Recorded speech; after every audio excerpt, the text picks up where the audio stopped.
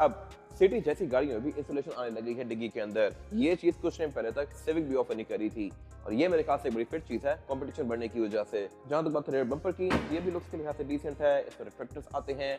Internationally ये गाड़ी यहाँ पे रेयर फॉग भी ऑफर करती है, बट इसमें रेयर फॉग नहीं दी गई। बाकी इसमें यहाँ पे एक प्लेटफॉर्म पूरा दिया गया है जो कि ब्लैंक है। अब इस प्लेटफॉर्म का यूज ये है कि इंटरनेशनली इस गाड़ी में यहाँ पे ब्रेक लैंप आता है जैसा कि सिविक ऑफर करती है, बट सिटी में होंडा इस पे भी चीप आउट कर रहा है, यहाँ ब्रेक लैंप ऑफर नहीं कर रहा। अगर होता तो मेरे ख्याल से अच्छी बात थी। अगर आप कोरोला देखें तो एक्सएलआई में ब्रेक लैंप की जगह होती थी, उसमें लाइट नहीं आती थी, जीआई में लाइट आती थी। आप ये बेशक चेक कर लीजिएगा।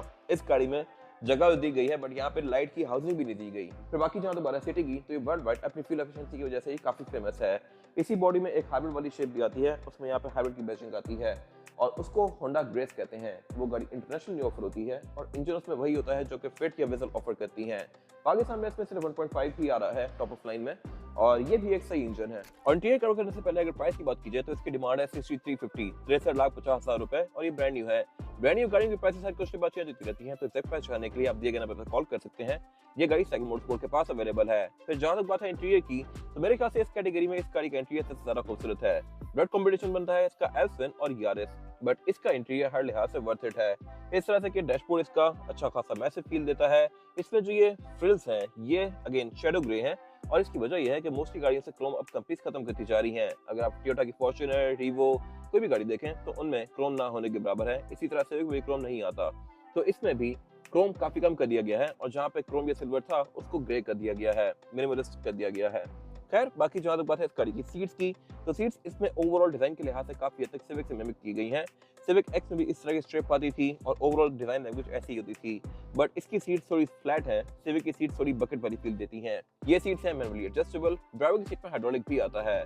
फिर जहाँ तक बात है इस गाड़ी के डोर्स की, तो इनमें भी इसकी सीट्स वाला लेदर कंटिन्यू किया गया है और लेदर भी सिर्फ एस्पायर में ही आता है। फिर जहाँ तक बात है डैशबोर्ड की, तो ये मोस्टली चीप प्लास्टिक की फिनिश में है और इसकी वजह यह है कि इस प्राइस पॉइंट पर मोस्टली गाड़ियां यही क्वालिटी ऑफर करती हैं। हालांकि प्राइस पॉइंट अच्छा है, 63 लाख रुपए अच्छे खासे पैसे हैं, बट स्टिल ये गाड़ियां यहाँ भी ऑफर करी हैं। लेकिन अगर गाड़ी कैटेगरी देखी जाए तो ये गाड़ियां बिल्कुल एंट्री लेवल सेडान्स होती हैं, तो इनमें मोस्टली प्लास्टिक ही होता है। बाकी जहाँ तक बात है पैनल की, तो ये एंड्रॉइड पैनल है, इसमें ब्लूटूथ, ऑक्स, नेविगेशन ये सब आता है और साइज के लिहाज से भी ये काफी मैसिव है। इसमें रियर कैम भी आता है जो कि क्वालिटी के लिहाज से भी डिसेंट है और इसमें गाइडलाइंस भी आती हैं, बट ये डायनामिक नहीं है। खैर इसके नीचे इसका क्लाइमेट कंट्रोल दिया गया है। क्लाइमेट कंट्रोल काफी हद तक इस एरा की फिट या विजन से मिलता जुलता है ये टच सेंसिटिव और है भी ये ऑटोमेटिक, तो ये मेरे ख्याल से एक अच्छी चीज है। पिछली सीटी की शेप के ऊपर ये काफी बड़ी अपग्रेड है। फिर सारे इसका पुश स्टार्ट आता है, नीचे इसका ये वाला एरिया दिया गया है और ये वाला एरिया भी इसका काफी हद तक BRV से मिलता जुलता है।